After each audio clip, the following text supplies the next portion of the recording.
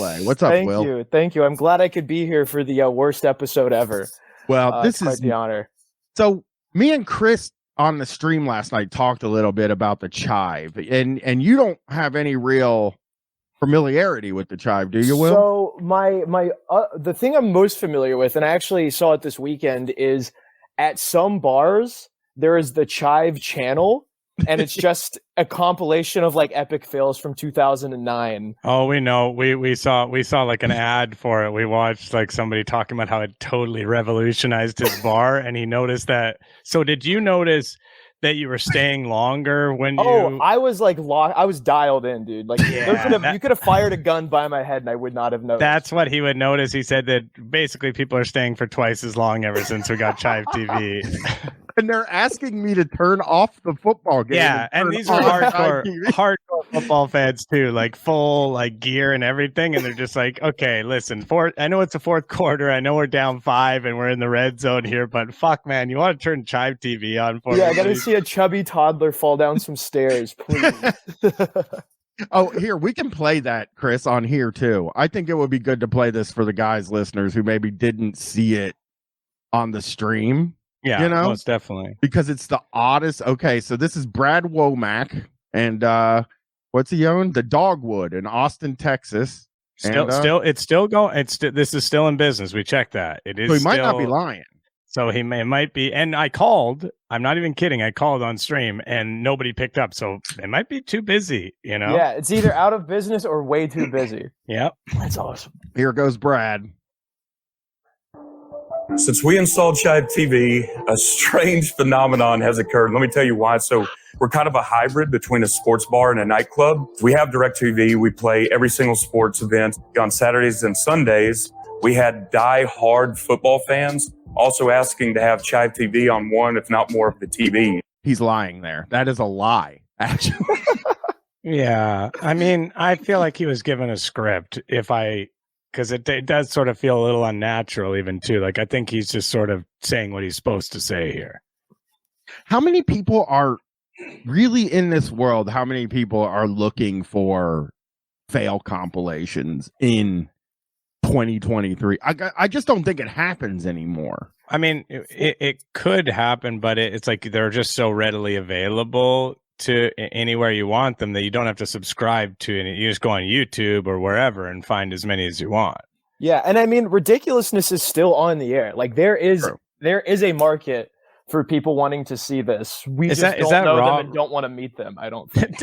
Is that Rob Diedrich's show? Yeah. It's still going. Oh, what? Okay, yeah. That's almost as shocking to me as when I found out, when Bryan asked me to do this episode, that I found out the Chive was still going, because I was entirely unaware of that. It feels, as I said on the stream, like something from a bygone era. It doesn't feel like something that's still around. It feels like of a time, you know? Yeah, it feels like it's from a nightmare version of 2011. Like not even the real one we got. Like it's somehow worse one. Yeah, in hindsight, it does. It's like you look back on it and you're just like, yeah, that actually seems too bad to have happened. Like too shitty of a thing. Like, and the name is based on the Onion, right? Yes.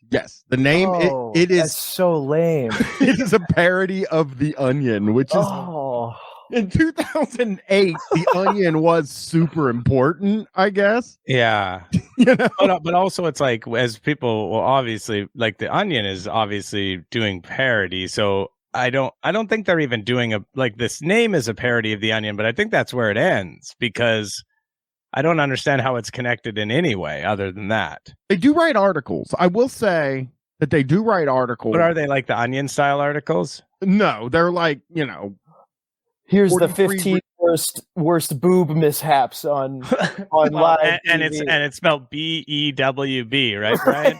Yeah, that made me fucking sick to see adults. And I want to, let's do this real quick. How many seasons do you think ridiculousness is in, Will? So do they do one a year, or do they do like multiple seasons a year? It appears that they do multiple seasons a year. Then fucking hell. Then you're in trouble, because then it's because they just crank it out. I would say 24. Chris, do you have a guess? 31. 32. Jesus, dude. Google it. Oh, I didn't have that my- up either. That was a real guess. There's one writer on there who's been there the whole time, who is just like richer than sin. But my God, his life must be brutal. And he's like sitting in the corner, like smoking cig, like all like old and shit, like a grizzled old comedy writer, just like filled in this room with all these young people. Yeah, trying to write something funny about a video of somebody falling over. Yeah, and he's just For like, Rob Dyrdek's voice as well. Yes. yeah, he's like, oh, this person fell over. Well, I'll tell you what, that can be dangerous depending for some people. You know, some of us fall down, we might not get up. You know. And then everybody in the room's like, how old are you, sir? I was like, chill, man, chill. Here's more of this commercial. Just made us realize that people are paying as much attention to Chive TV as they are sports. Bars, a lot of times, are just whiskey on the shelf, and there's nothing that differentiates us from our competitors. Chive TV actually kind of changed the game a little bit. That's such a sick sentence. Oh. Chive TV kind of changed the game because otherwise there's like no real way. Every bar is the same otherwise. That's why all of them, have the exact same amount of customers. It's because it's like, this was like, they either paid him a little bit of money or they're like, we're the Chive, we're huge. If you do this video for us, it'll be great. It'll be a great, ad for your bar as well, like a trade-off. And then to see that it has 1.7K views. Yeah. He sold his soul. This man sold his soul for 1.7K views, which is incredibly sad. That 1.7 thousand views does kind of, because if you look at how many years ago it was, I mean, I'm sure things were really looking up 3 years ago before COVID. Like, this had to come out in February of 2020, right? Or yeah. March. Golly. They didn't know. Here he goes.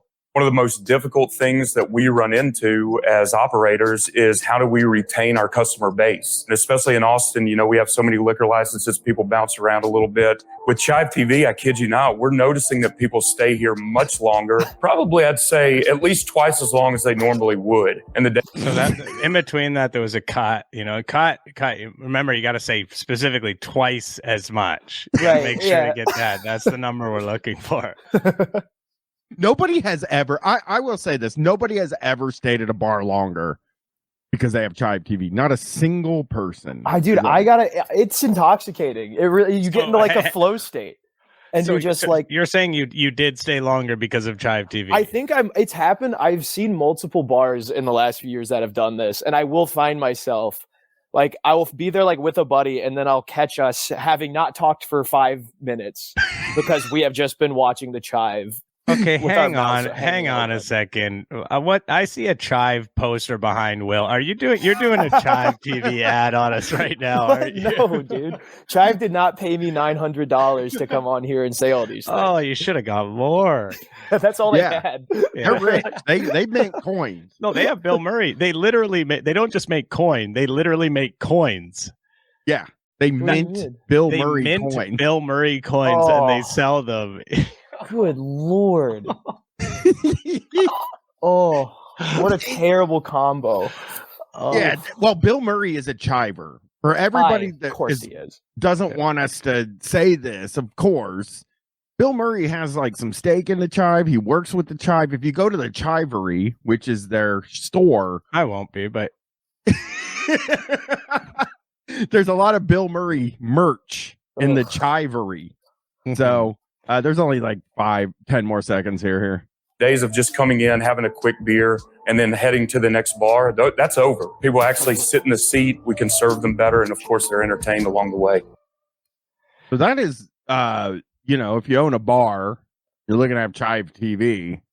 That's a little. I wonder how much it costs. If it's really low cost, I think it's free. Well, if it's free, then you should have it. Is it like a channel included in like a package, or is it like just a streaming thing? So I think it's a thing called Atmosphere, from what I can understand. And actually, Jesse and Mike just talked about Atmosphere recently. It's like a that's on YKS. On YKS. Yeah. And it's a company that has low cost bar stuff that they can put sponsorships on. Oh, okay. So Yeah, because I was gonna like it is.